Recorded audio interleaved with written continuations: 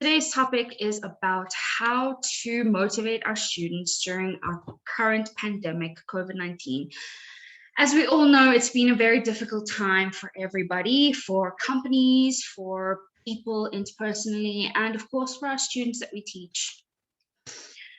So I'd like to start with a quote, because the economical impact of the crisis is proving to be both profound and uneven. The pandemic has led to abrupt falls in employment and earnings in income. And as I said, we all feel the struggle of this in the company, in the jobs that we have, and in the students that we teach. Our students become very uncertain in this new learning environment that they're thrown into. Even though they're in their own homes, they can feel very isolated from their friends and, of course, from their teachers. They also feel the pressures from their parents, who have likely either lost their jobs or are struggling with their jobs along the way, meaning they have less money, and these constant stresses can really form a sense of demotivation in a lot of people. It's up to us to adapt our ways of meeting our students' needs so that we can help them become motivated again. So today, we're talking about Maslow's hierarchy of needs.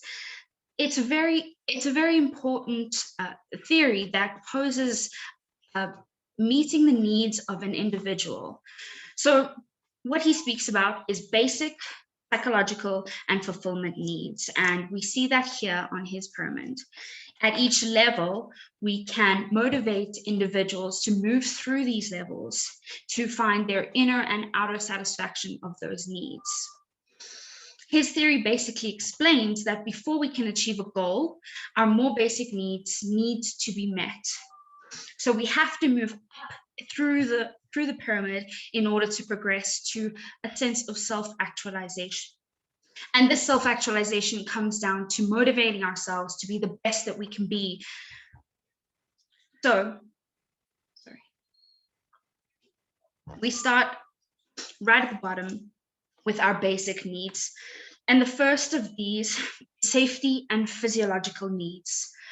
Our physiological needs are very basic human survival needs. So these are things like food and drink, our shelter, our warmth, our sleep, and our clothing, of course. Our everyday needs that we would need to survive, to carry on, and to be a human at the core of things. Our safety can only then be met once our physiological needs are satisfied. And safety comes down to predictability and control that we feel in our lives. So these needs can be met by feeling a sense of family and in society, being safe in those environments. This can be financial safety in terms of a job or in terms of being able to go to school. It can also be emotional safety that we feel, being able to be heard by our family members and our loved ones. And of course, physical safety is self-explanatory. It's being able to be safe in the environment that you're in, whether that's out in your school, out in the world, or in your own home. Next two are called our psychological needs. And the first of these is the belongingness and love that we feel. This need is a very social need. It involves feelings of love and acceptance in the groups that we're in. So the interpersonal relationships that we have motivate our behavior in our lives and the ability we feel to be able to do things and to achieve things. This can be met through friendships, through intimacy, through trust that we have, whether it's with our friends, our family, or our teachers. And any acceptance that those people give us will fulfill this need. Then the second psychological need has to do with esteem. And this is usually two parts, one for ourselves and one for others. So our first self-esteem obviously comes from the dignity and independence that we have, the understanding we have of ourselves, and the pride that we have in ourselves, in a sense. And the second one for others comes from a sense of respect and reputation. So this can be as simple as the status you may have in your family, or the prestige of getting a promotion in a job, or A school may be receiving an award and seeing that your place in the classroom is solid and respected. This can be in your friend group as well, of course. And for children, it's a very important need because it forms the foundation that they bring into adolescence and adulthood for self-respect and self-esteem. So when we get to the top of esteem, we come to self-actualization, which, like I said before, is the highest level and the most important for a person's interpersonal growth. It means that we are self-fulfilled and that we are seeking our own growth, our own desire for more. And it often means that if we get to this place, we will feel fully motivated to accomplish the things that we really want in our lives and be the best person that we can be. Now, the point of bringing this whole thing up is that it's very important for us to approach our lessons, especially in a time of such uncertainty and such turmoil, where our students feel so uneasy in their learning environments, because 74% of teachers and schools staff have agreed that schools being closed to most students over this period of lockdown, it has had a very negative impact on their mental health. And for us to understand this is very important moving forward to approaching our lessons. We need to know that these things are not being met for them at home necessarily. And in order to keep them motivated in schools, we do need to find a sense of adapting our lessons to meet these unmet needs. And we all have a sense of mental well-being. And in order to help our students with that, we need to start within ourselves.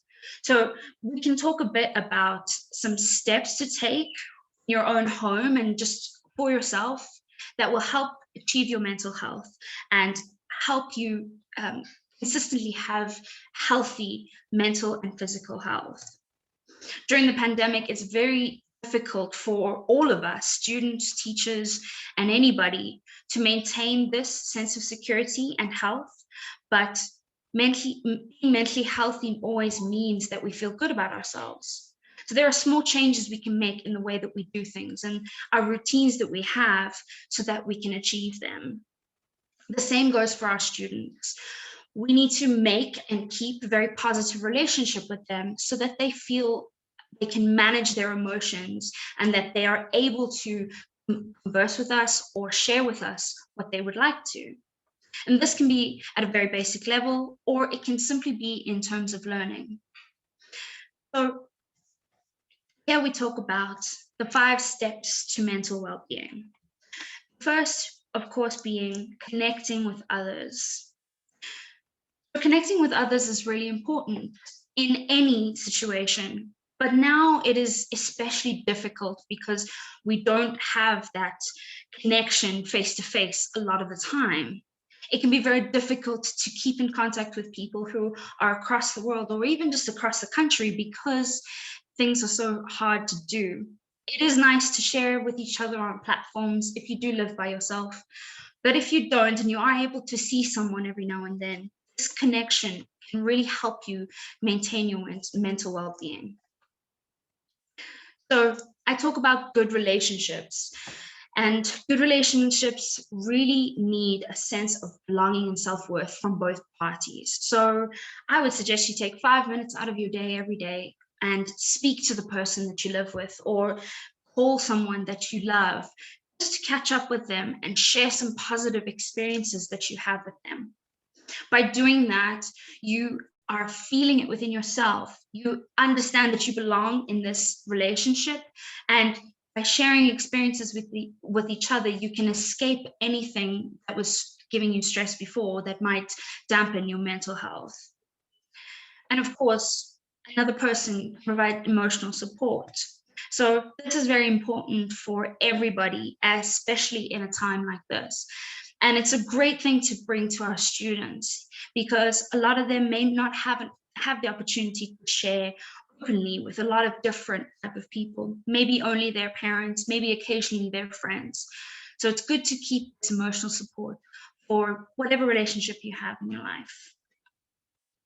The next, number 2, is being physically active.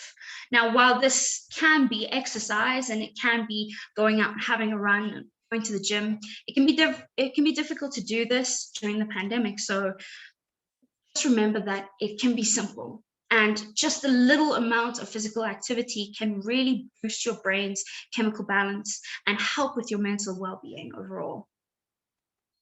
Keeping active can literally mean getting up and walking around your garden for 20 minutes, or walking down to the park for half an hour. Whatever it is, some sort of activity will really help your self-esteem and, of course, achieving goals. I find when we sit and we stew for too long on our own and we don't get active, big goals that we set ourselves can seem very daunting because we can't even do little things. But if we continue to keep active, we do little things each day that are part of our routine that make us feel better, these bigger goals and challenges that we set ourselves can be a lot more achievable for us. The same goes for your students, of course. If you set them small goals along the way, they will be able to do it as long as you keep them active through their learning. And like I said, keeping active does cause chemical changes in your brain. Your brain chemistry changes as you get more and more active, which can really affect your mood and overall stimulate your better mental health. For number 3, we talk about learning new skills. And of course, here we're talking about education and teaching, but this is even on a simpler plane, because for yourself, it's important to do new things. Whether it is actually a new skill or whether it's just a new avenue in something that you already understand, it's really important to keep your mind active, just like it is to keep your body active. So when you think about learning new skills, it's just a matter of taking yourself out of your working environment, as we are all, most of us, working at home. It can really blur the lines between our home life and our work life. Pulling ourselves out of that can really boost our self-confidence, and it can raise self-esteem that we have in ourselves, because we realize that our brain is still creative. We are still able to do new things, even though we are sitting inside stressed about work all day. It's good to release that for even a few minutes to boost your brain chemistry once again. It also gives you a sense of purpose outside of work that can get very mundane and feel like a burden. It's good to then pull yourself out of that and do something new. This could mean teaching yourself how to sew or cooking something new in the kitchen. It can be something simple like that, but it will really help you find a sense of purpose outside of something that you have to do. It's rather something that you want to do. And of course, just like we said before, it does help you connect with others. So the people that are in your life and in your home, you can do something new with them, like learn a new game or go for a walk and learn about a new area. This kind of activity is really great to connect you and to connect others. Number 4 is giving to others. So this is quite similar to connecting with others, but it's more on a personal level in terms of what you receive and what you give to people. So kindness can come in many forms, and it's difficult to continue the kindness when you don't see someone often. This could be a matter of calling someone who you haven't heard from in a long time and making sure that they know that you're out there, that you're there for them. It gives you a sense of reward when you give others these positive feelings. So like I said, if you call someone and you let them know you're there for them, you yourself feel the reward and you feel a sense of better well-being. Again, it can also give you a sense of purpose, just as it would before with learning a new skill. You have a purpose for this other person, and so you feel better about yourself. And like all the others, it does help you obviously connect with others and That is one of the most important things, especially during this time when it is so difficult to connect with the people in your lives. Which brings us to number 5, the last one, the here and the now, the present moment that we're in. Now, this can seem like a very scary thing to do or a very difficult thing to do during this difficult time, because things around us may not seem as great as they could be or as they should be. What this comes down to is mindfulness. So what I always like to do when I'm feeling out of it or I don't really have much motivation in myself, I like to think about maybe 5 things that I can see and I can feel around me that I know are good in my life. Sometimes this can be very difficult in the beginning, but now it might be difficult, but in a month's time, once you've practiced doing it, you will see and hear and feel more beautiful things in your life. This mindfulness really helps you enjoy the things that you have, even if they are sparse for now, they will grow, and it reminds you that these things can grow.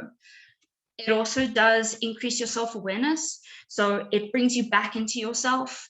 So if you're very stressed at work, you have lots to do and you have to focus, taking 2 minutes to yourself to remind yourself of the good things can help relieve that stress and bring you back into your own mind. And it does increase confidence in yourself, because if you remind yourself that you've achieved great things recently, this can really boost your mental health in terms of confidence and esteem. So that brings us back to our children and to our students. I think that these things can all be used as a way to adapt our teaching. So if we use these 5 steps as our way of preparing, it's good to think about them each on their own and then together as a whole. To start, once again, was with connecting with others. Now, in the classroom, this can be difficult in an online setting, but even if you are in a one-on-one class, it doesn't really matter.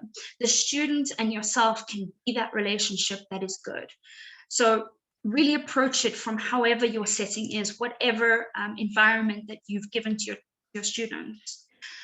So the first and most obvious thing really is to always ask them about their day, about their weekends, about holidays they might have taken, reminding them that you're interested in their lives and what they have to say. This goes as well with classes that you have multiple students in, where you ask them to ask each other some questions.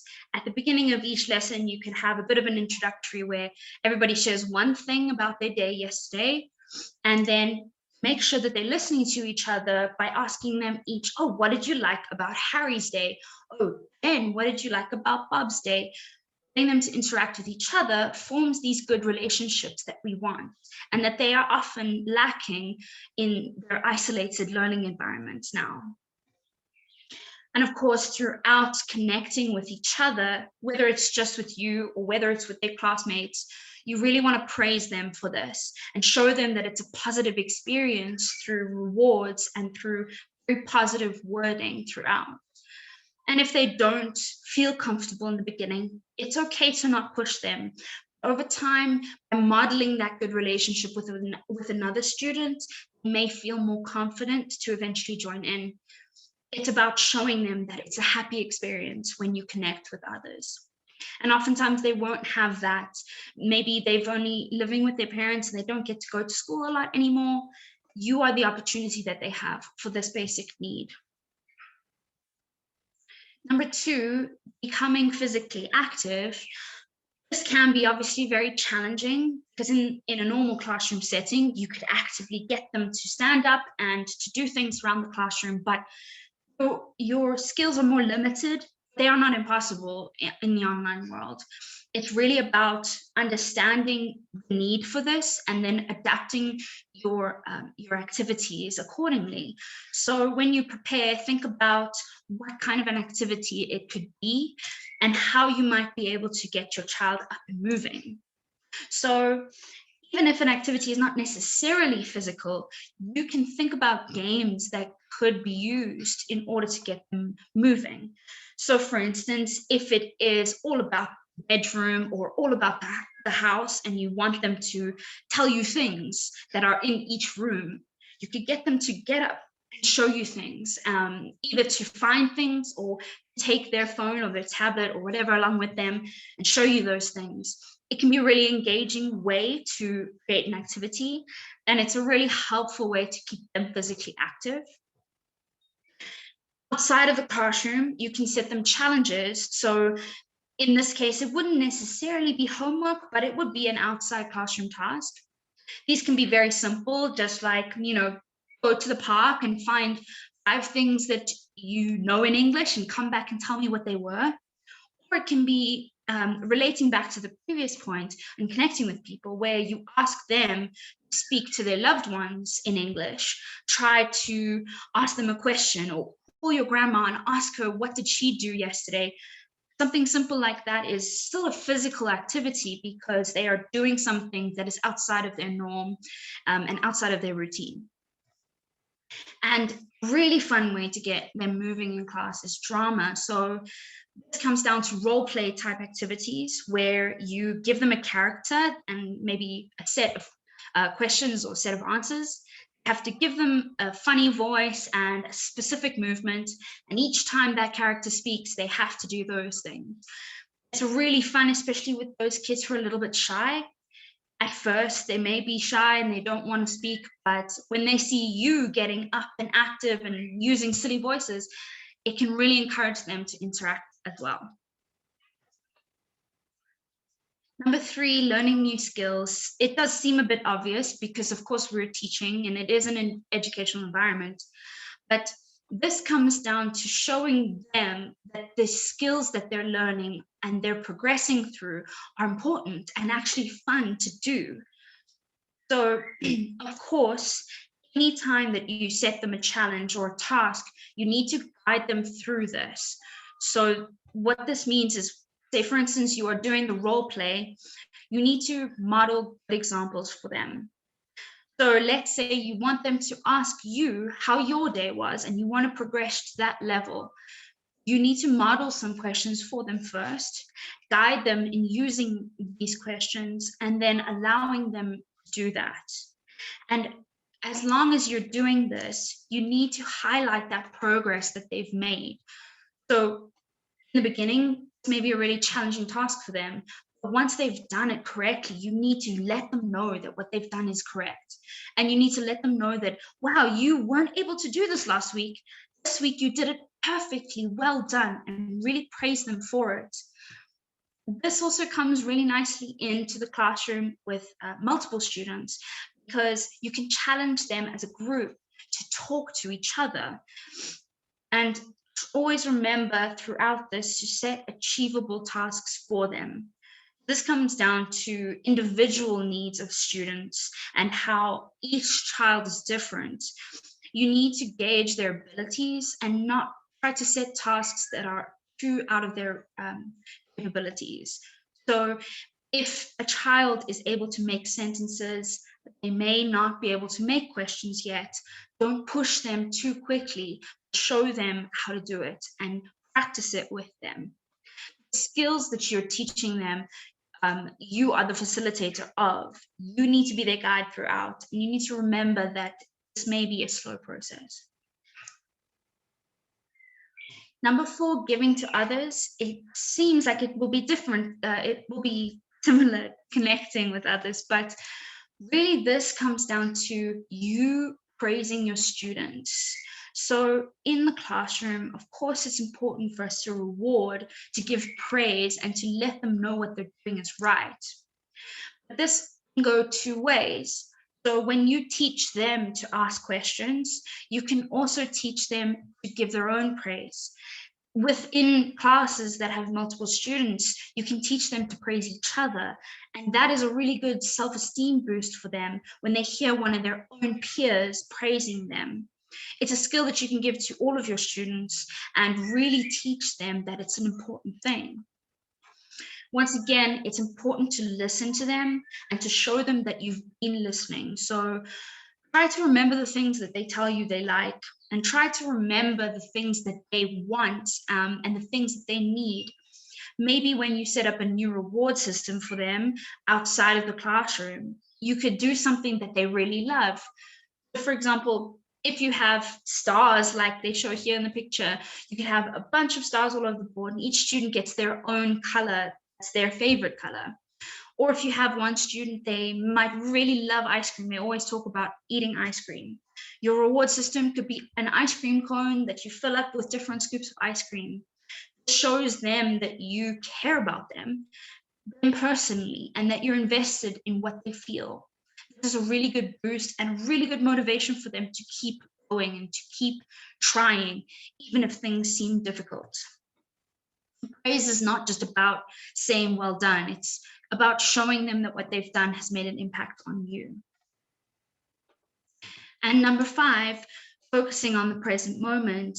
This is less about focusing on things around them and more about focusing on the lesson that they're having and the skills that they're progressing in.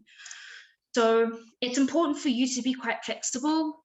So if they don't understand something, or if they're not able to do something, showing them that you accept this and that you don't judge them for doing something wrong.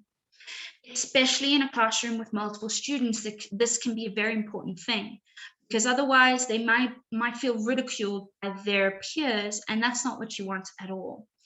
You need to show them that even if we make mistakes, everything will be fine. Let's try again. Here and now is what is important, and you will get to a place eventually where you can do it. Let's practice again now. And so that's why praise throughout their progress is really important, because showing them each level of their progress can show them that even if I focus now and I can't do it, that's okay. Look, I can do stuff I didn't do before, and I will be able to do new things in the future.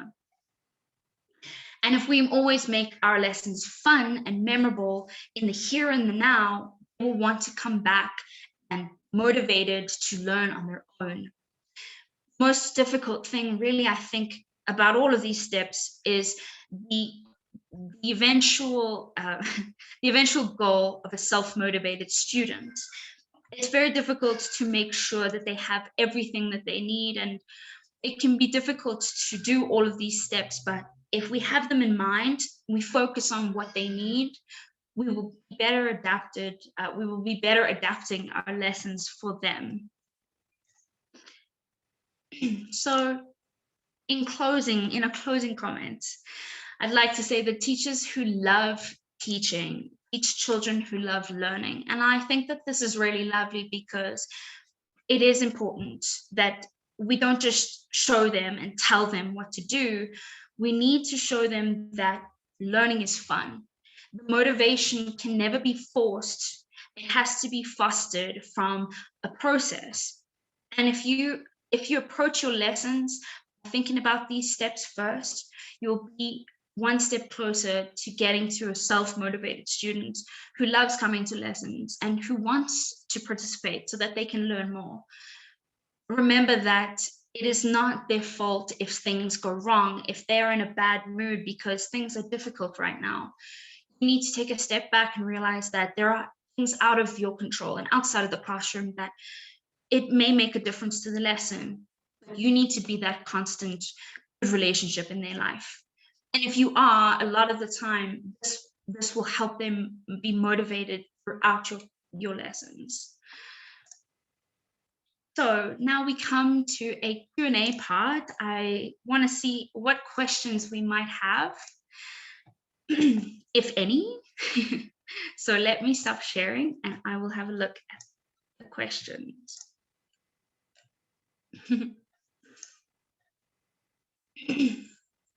Let's see.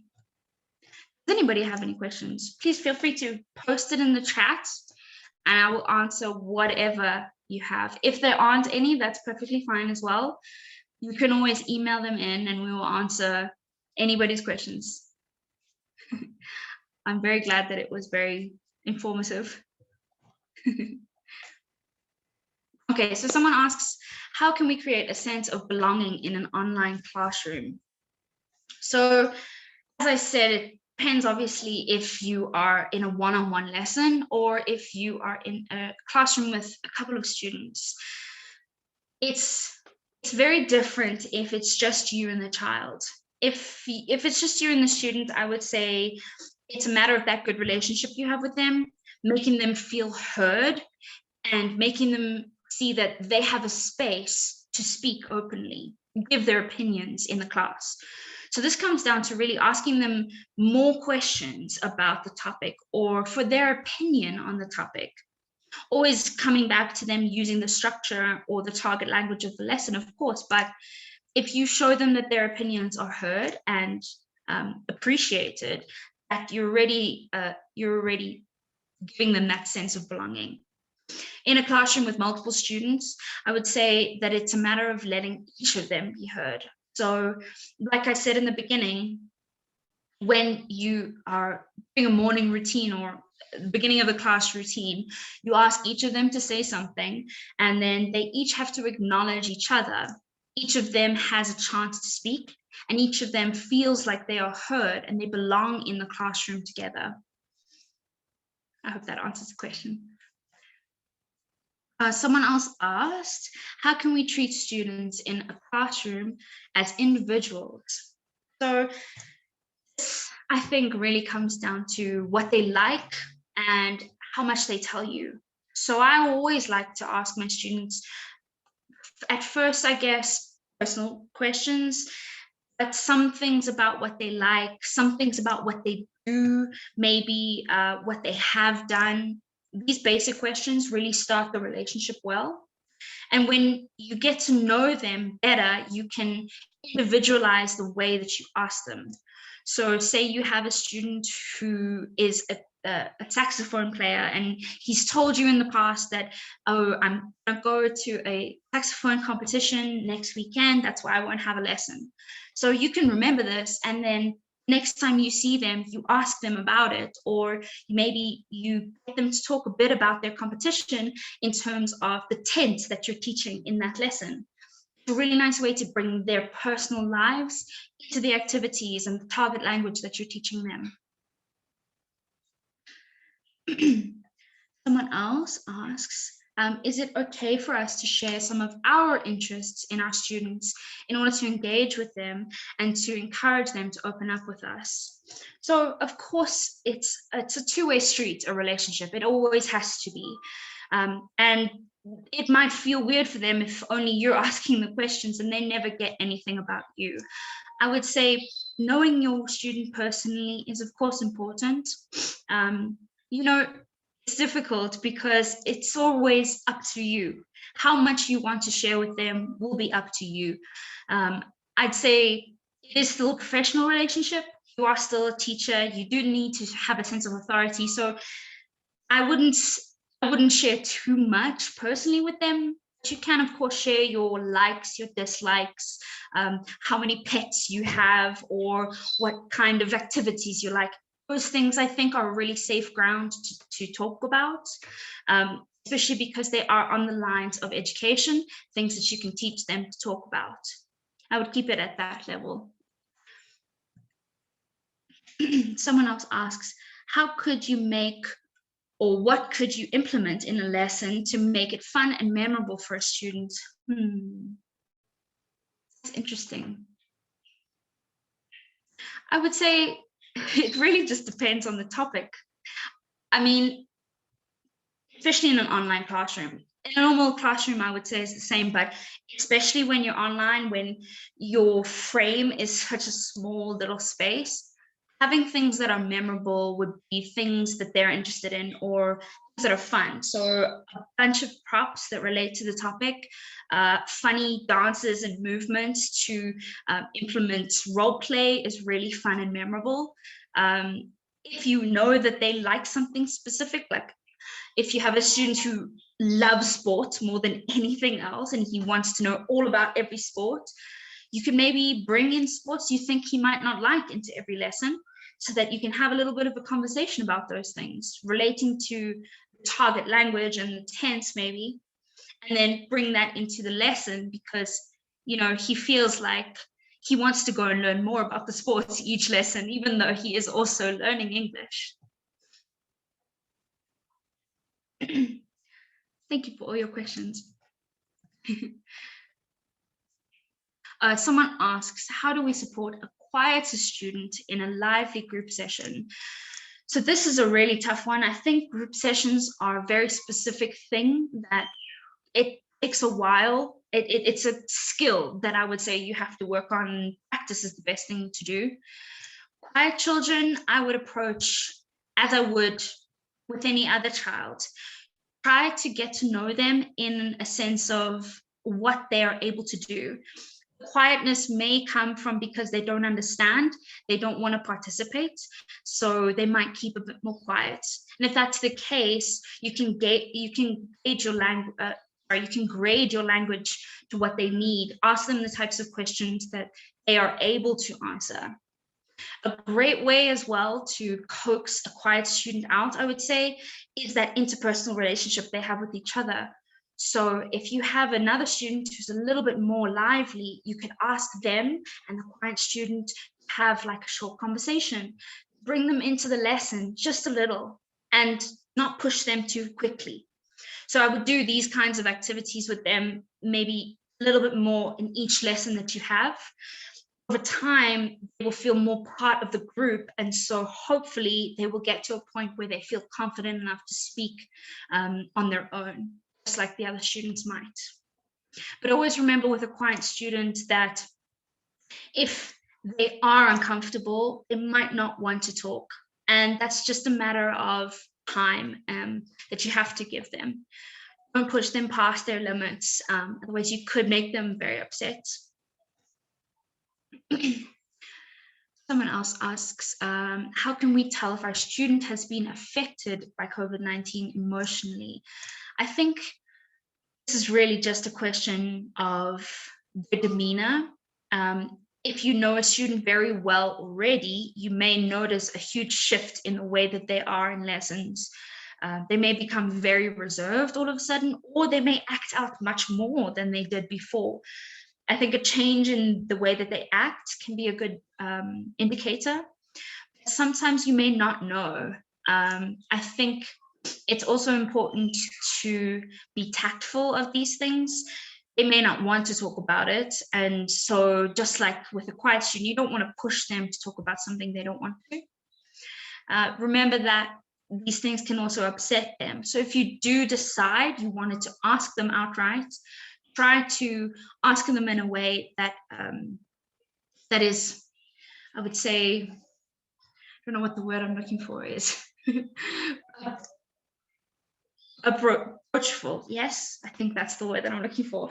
Basically, ask them simple things like, how is your mom and dad? Or did you go out this weekend? Have you been back to school? Are you still seeing your friends? Did you speak to your friends? These kinds of things that they may be lacking in the pandemic, maybe better things to talk about than the specifics of their situation. I hope that answers your question. Great. If anybody else has any questions, and you're welcome to still post them, or you're welcome to email them in as well. Thank you all for participating, giving your questions, and I hope that you all learned a lot from this first webinar.